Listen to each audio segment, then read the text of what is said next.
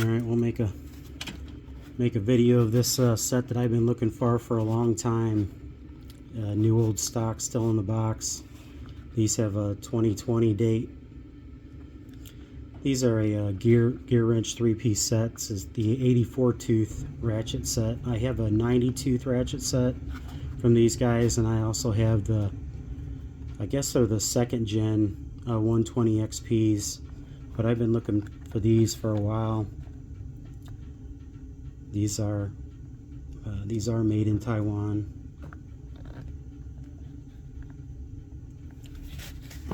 And I found these on Amazon directly from Gearwrench. They have their own storefront on there, and these were like $78, but they had a coupon where you could get them for $51 shipped.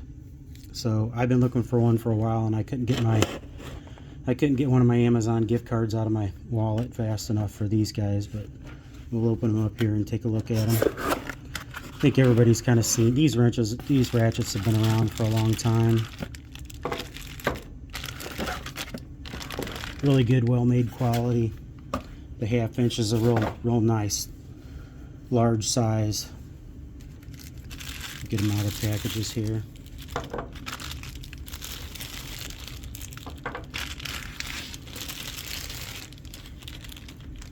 I haven't done anything to these at all. Look like they might have got a little dinged up over the years from sitting in that box, getting bounced around on each other with just the plastic protecting them from each other. Real good chrome on them.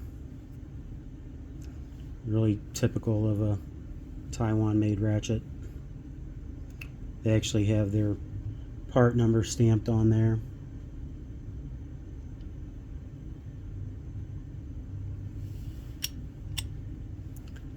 I think everybody's seen these on the inside before, but I'll still take that 1/2 inch one apart for you and let you take a look at them. They definitely have some grease or oil or something in there. But even with these being 84 tooth and that single pawl setup, these don't really ever have any back drag to ever worry about. I always want to put my hand in front of the camera there. Really good. Hardly any back drag on it. A little bit of back drag on that quarter, but that's to be expected. I notice after you use these, any of the Apex made ratchets, like I think I have a Crescent version over here in my pile that I need to clean up. You know, these are made by the same company here. This Crescent version of it is made in Vietnam and finished in China, but all these little 1/4 inches, they end up loosening up after the first couple of uses. And all the Apex branded ratchets have like a light grease, like a synthetic grease, something like Super Lube or something inside of them. I'm sure that's what these have, and it's going to be very minimal. They don't really ever put a large amount. Like you see guys on YouTube, you know, stuffing them full of grease. You don't really want to do that with a fine tooth, coarse tooth ratchet. You can get away with that. Yeah, these look really nice. Alright, these always have a little bit of slop compared to, yeah, there's a little bit of wiggle on that. No in and out. Ball detent looks really well centered on it.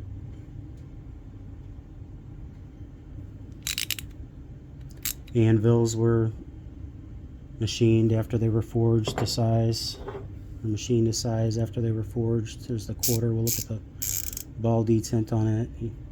Yeah, it looks really good too. Check this 1/2 inch one out. You can see, well, the ball detent on crimping on that one seems a little bit off. It's not too bad though. Or maybe it's just the way the light's hitting it. No, it's a tad bit off. half inch doesn't have too much slop. But you can see if I can't find another ratchet here.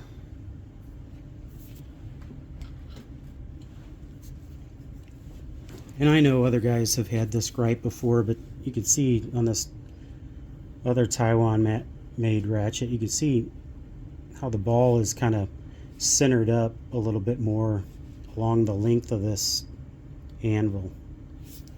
And Gearwrenches has always had them a little bit towards the bottom side of the anvil. You see that? Let me get a socket here and I'll show you.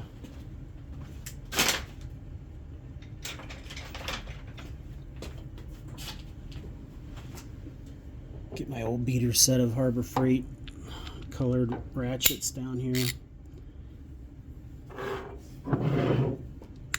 But you can see how that kind of wobbles on that. That kind of always bothered me on how far they put that ball detent down towards the end of the anvil there. But at least they're really, the ball detent is really strong on all the Gearwrench sets that I have.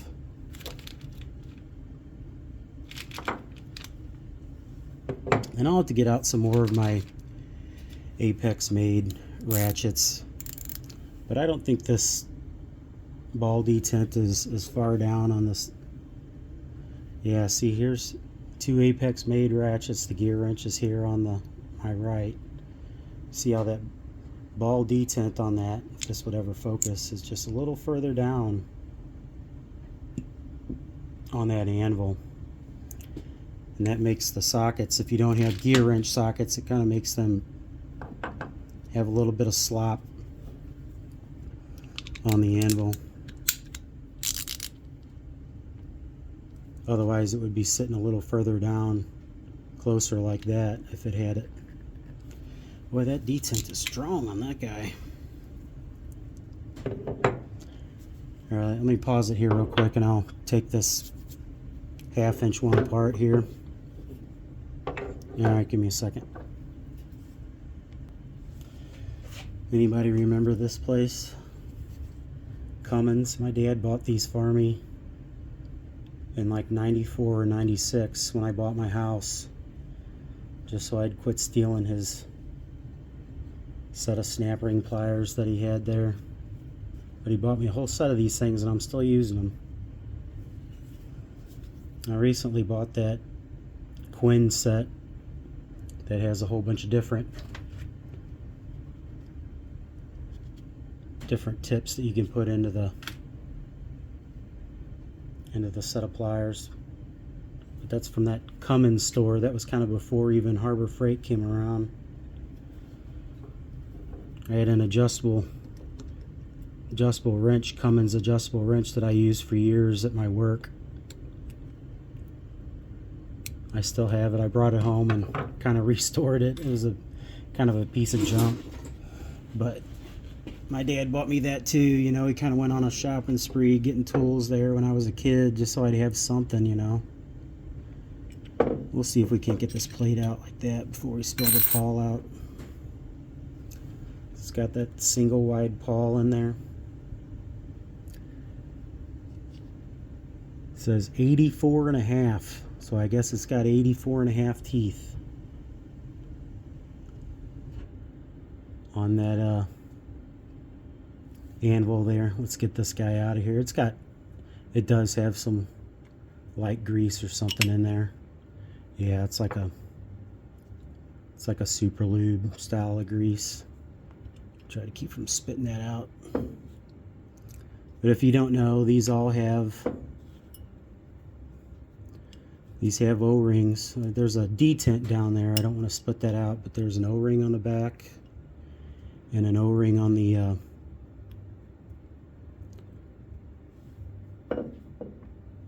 O-ring on that selector switch, and there's also an O-ring. So these are a sealed unit. See that kind of a super lubish kind of grease on there. And I tend to not, this is so light I'm not going to worry about it. I'll just put some 3-in-1 oil on it, but you don't really ever want to put a heavier grease on these that can make the teeth skip on it. Take a look at this anvil, making note of which way it goes back in. Really wide anvil, or I'm sorry, the pawl.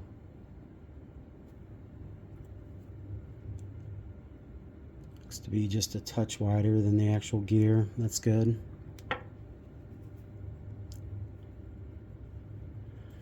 I see something stamped into the back of that pawl, but I can't really make it out.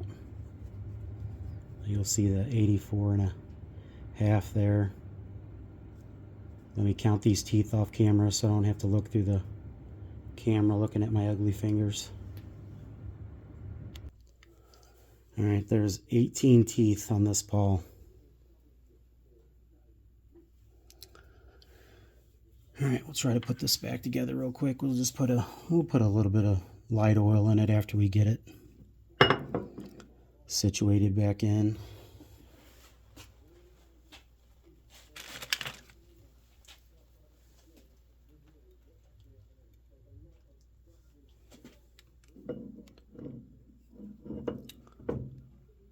We'll put our spring and pawl detent back in.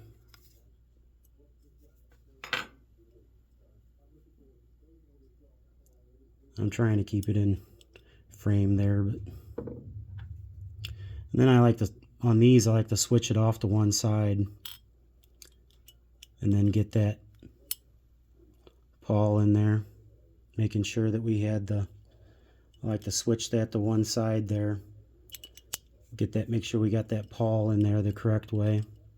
Hold it down with my thumb, and then I'll force the anvil kind of past my thumb, get it back together, and then we'll test it for function. Yep. Good. Alright. Put a little 3-in-1 oil there on that detent. And then there's another one underneath here too, another spring and a pin or a ball. Kind of like how the old Danaher Craftsman's were. That'll be enough lube on it for sure. It'll leak out. We'll look at these. This is the typical, you know, super thin back plate on these Apex made ratchets with the single pawl, even my dual pawl. Put that back in there. Put our snap ring back in it.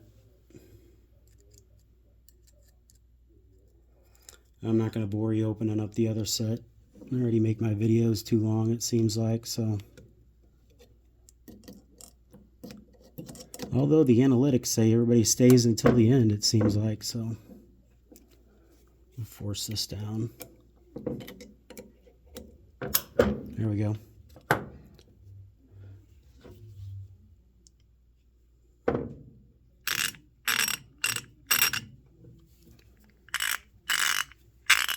Kind of quieten it up a little bit. That thin back plate is what makes these things so loud. Get this stuff out of the way and we'll go over them once again. The 3/8 is, I keep forgetting to do the overall lengths on these things. I need to do that real quick. Oh, excuse me.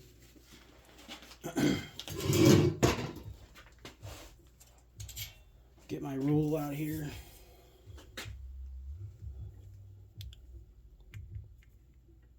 And try to get it in the shot there. Now the 1/2 inch one looks to be right at 11 inches. The 3/8 is about a little over 8 1/4, so probably 8 5/16, something like that. Check this little guy out here. These are always really short for these. 5 inches. Oh. Smacking my Jeep hardtop behind me.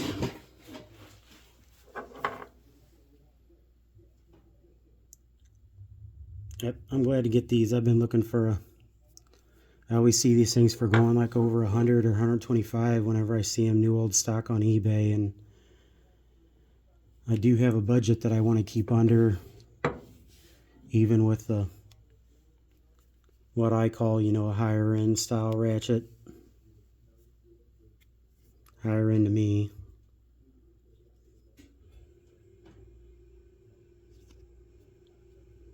Looks pretty good. They all look pretty good. Glad to get them. So anyway, right now, I don't know if you have to be a Prime member or whatever, but like I said, I saw these come up on Gearwrench's Amazon page, and they had a coupon to buy these for $51.99 shipped. So that's what I did.